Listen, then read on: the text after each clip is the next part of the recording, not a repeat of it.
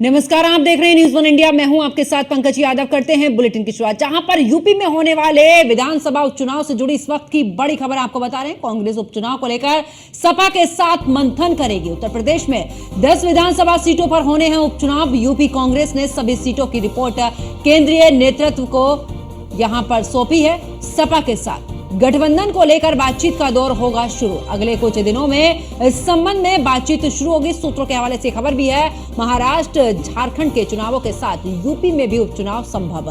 तो बड़ी खबर आपको बता रहे, जहां पर समाजवादी पार्टी के साथ गठबंधन को लेकर बातचीत का दौर शुरू होगा और अगले कुछ दिनों में इस संबंध में बातचीत शुरू होगी। सूत्रों के हवाले से यह खबर भी है। तो आपको बता दें कि महाराष्ट्र झारखंड के चुनावों के साथ यूपी में भी उपचुनाव संभव। तो यूपी में होने वाले विधानसभा उपचुनाव से जुड़ी बड़ी खबर हम आपको बता रहे हैं। साथ ही आपको बता दें कि इस दौरान कांग्रेस उपचुनाव को लेकर समाजवादी पार्टी के साथ में मंथन करेगी। इसके अलावा आपको यह भी बता दें कि उत्तर प्रदेश में 10 विधानसभा सीटों पर होने हैं उपचुनाव और इसको लेकर मंथन भी होगा। अब ऐसे में यूपी कांग्रेस ने सभी सीटों की रिपोर्ट केंद्रीय नेतृत्व को सौंपी है। अब ऐसे में समाजवादी पार्टी के साथ गठबंधन को लेकर बातचीत का दौर एक बार फिर से शुरू होगा और देखना होगा कि आखिरकार कांग्रेस कौन कौन सी सीटों पर यहां पर मांग करती है। अगले कुछ दिनों में इस संबंध में बातचीत शुरू होगी। सूत्रों के हवाले से खबर भी है, महाराष्ट्र झारखंड के चुनावों के साथ यूपी में भी उपचुनाव संभव है। तो बड़ी खबर, जहां पर यूपी में होने वाले विधानसभा उपचुनाव से जुड़ी इस वक्त की बड़ी अपडेट आपको दे रहे हैं। बड़ी जानकारी हम आपसे साझा करें, जहां पर बता दें कि कांग्रेस उपचुनाव को लेकर सपा के साथ मंथन भी करेगी। इसके अलावा आपको जानकारी दे दें कि इस दौरान उत्तर प्रदेश में 10 विधानसभा सीटों पर उपचुनाव होने हैं। इसको लेकर कांग्रेस समाजवादी पार्टी से मंथन करेगी। यूपी कांग्रेस ने सभी सीटों की रिपोर्ट फिलहाल केंद्रीय नेतृत्व को भेज दी है, यानी कि उनको सौंप दी है और सपा के साथ गठबंधन को लेकर बातचीत का दौर अब शुरू होगा। और साथ ही आप देखना होगा कि कौन कौन सी सीटें कांग्रेस के पास और कौन कौन सी सीटें समाजवादी पार्टी के पास रहती हैं। अगले कुछ दिनों में इस संबंध को लेकर बातचीत होनी भी शुरू होगी। सूत्रों के हवाले से खबर है, महाराष्ट्र झारखंड के चुनावों के साथ यूपी में भी उपचुनाव संभव। तो यूपी में होने वाले विधानसभा उपचुनाव से जुड़ी ये बड़ी जानकारी हम आपको दे रहे हैं। तो कांग्रेस उपचुनाव को लेकर सपा के साथ मंथन भी करेगी।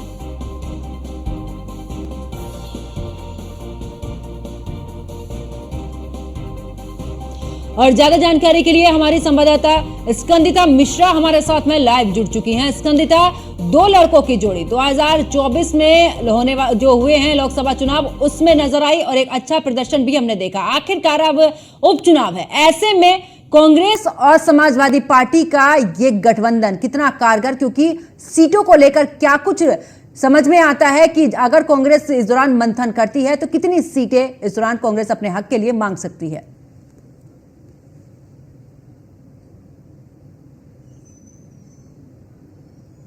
दावा करती हुई नजर आ रही है। 5 सीटें वो है जहां पर अखिलेश यादव जो समाजवादी पार्टी की ऑलरेडी वहां पर विधायक थे, लेकिन अब जो बची हुई 5 सीटें हैं उन पर कांग्रेस अपनी दावेदारी रख रही है, जिसमें तमाम सीटें ऐसी हैं। गाजियाबाद की सीट है, मीरापुर की सीट है, इसके अलावा खैर की सीट है, फूलपुर सीट है। ये 4 वो सीटें हैं जहां जिसको लेकर यूपी कांग्रेस के जो लीडर्स है उन्होंने अपने राष्ट्रीय नेतृत्व को सुझाव भेजे हैं कि इन सीटों पर अपनी दावेदारी रख रहे हैं। हालांकि अगर सपा के लिहाज से देखा जाए तो सिर्फ 2 सीटें ऐसी है जो सपा कांग्रेस को देना चाहती है और इसके बदले में वो चाहती है कि महाराष्ट्र में और हरियाणा में जो है कांग्रेस उनके साथ में चुनाव लड़ रही, वहां पर विधानसभा का चुनाव होना है। तो ऐसे वो चाहती है कि विधानसभा का उपचुनाव जो है वो मिलकर लड़ा जाए।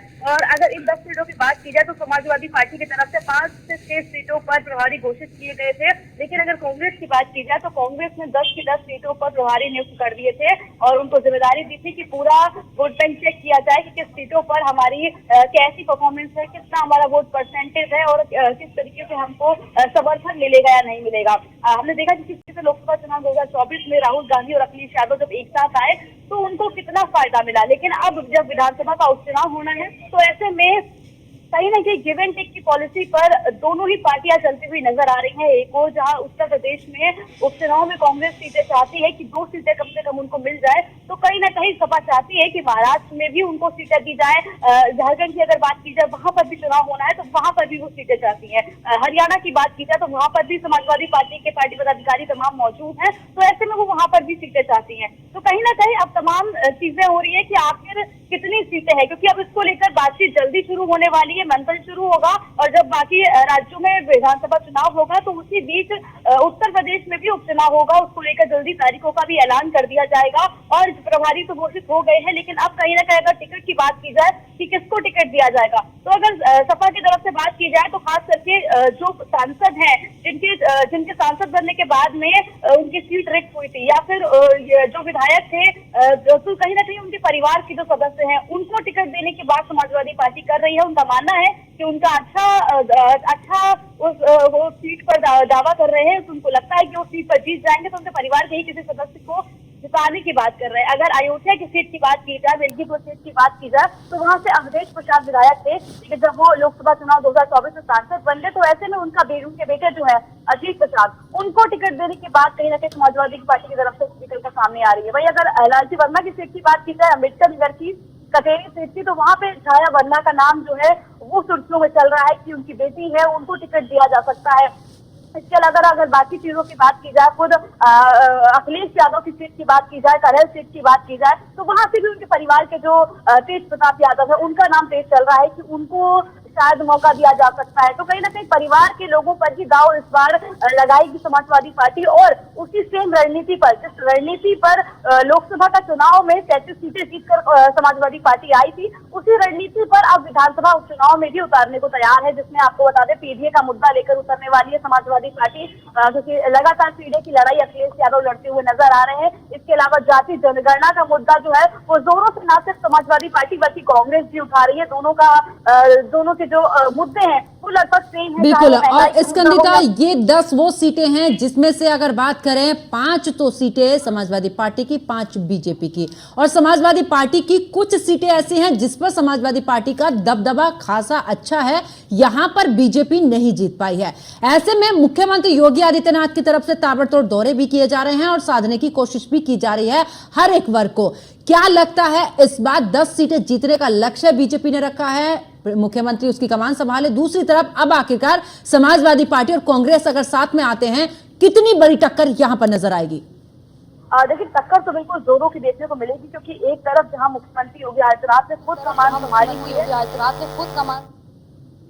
जिन सीटों पर मुख्यमंत्री ने उन विधानसभा सीटों के दौरे किए हैं। चाहे अयोध्या की बात की जाए तो अयोध्या तो मुख्यमंत्री जी जो है वो 1 महीने में 2-2, 3-3 बार दौरा करके आ रहे हैं। लगातार उनका लक्ष्य जो है वो मिल्कीपुर सीट है, कहीं ना कहीं सास बचाने की लड़ाई है। अयोध्या की वो सीट जहाँ पर तमाम विकास कार्य बीजेपी द्वारा किया गया था, लेकिन बावजूद इसके वो सीट हारे थे। तो अब ऐसे में जब उपचुनाव होना है तो सीट को जिताने की जिम्मेदारी, लगभग सभी सीटों को जिताने की जिम्मेदारी जो है वो खुद मुख्यमंत्री ने अपने कंधे पर ली है, और लगातार सभी जो जहाँ पर विधानसभा उपचुनाव होना है उसके दौरे भी करते हुए नजर आ रहे हैं। चुनौती मजबूत है, क्योंकि एक तरफ मुख्यमंत्री योगी आदित्यनाथ है, तो दूसरी ओर ये 2 युवाओं की जोड़ी है जहां पर अखिलेश यादव और राहुल गांधी टक्कर देते हुए नजर आने वाले हैं। उनका भी मानना है कि 5 सीटें तो हमारी ही थी, लेकिन ये जो बची हुई 5 सीटें बीजेपी की थी, इस बार वो सीटें जीतने का भी लक्ष्य सपा और कांग्रेस जो है दोनों मिलकर चल रहे हैं। अगर गठबंधन में कांग्रेस को सीट देने की बात की जाए तो सपा समाजवादी पार्टी चाहती है कि वही सीटें कांग्रेस को दी जाएंगी यूपी में, जहां पर कांग्रेस के पास में जिताऊ प्रत्याशी है, जहां पर कांग्रेस का अच्छा वर्चस्व है। जिसमें अगर 2 सीटों की बात की जाए तो गाजियाबाद की सीट एक महत्वपूर्ण लग रही है, जहां पर कांग्रेस को समाजवादी पार्टी दे सकती है। लेकिन दूसरी सीट की बात की जाए तो वो मिर्जापुर की सीट है, मीरापुर सीट, उसको कहीं ना कहीं समाजवादी पार्टी दे सकती है। हालांकि कांग्रेस बाकी सीटों पर भी चाह रही है कि उत्तर प्रदेश में किस तरीके से समाजवादी पार्टी के सहारा लेते हुए आगे बढ़ा जाए, अपना विस्तार किया जाए और ज्यादा सीटों पर प्रत्याशी उतारे जाए। हालांकि देखना यह होगा कि कहां पर किस तरीके से, क्योंकि तमाम रणनीतियों को देखने के बाद गठबंधन में कितनी सीटें देनी है उसको उस पर विचार किया जाएगा, और साथ ही कौन वो जिताऊ प्रत्याशी होगा कांग्रेस की तरफ से, क्योंकि लगातार कांग्रेस जो है वो बैठक कर रही है अपने जहां पर विधानसभा उपचुनाव होने हैं वहां के जो पार्टी के नेता हैं, जो पार्टी पदाधिकारी हैं, उनके साथ में बैठक करके अपना वर्चस्व से पता कर रहे हैं कि हमारा कितना उस सीट पर दावा है, हम किस तरीके से उस सीट को जीत सकते हैं, नहीं जीत सकते हैं, उसको लेकर बिल्कुल स्कंदिता, पूरी रणनीति के साथ में यहाँ पर हर एक पार्टी अपनी तरफ से पूरे दमखम यहाँ पर लगाती है, लेकिन अब देखना होगा कि आखिरकार समाजवादी पार्टी और कांग्रेस के बीच में अगर मंथन होता है तो कितनी सीटों पर यहाँ पर बातें मानी जाती है। बहुत बहुत शुक्रिया स्कंदिता हमारे साथ जुड़ने के लिए, तमाम जानकारी साझा करने के लिए।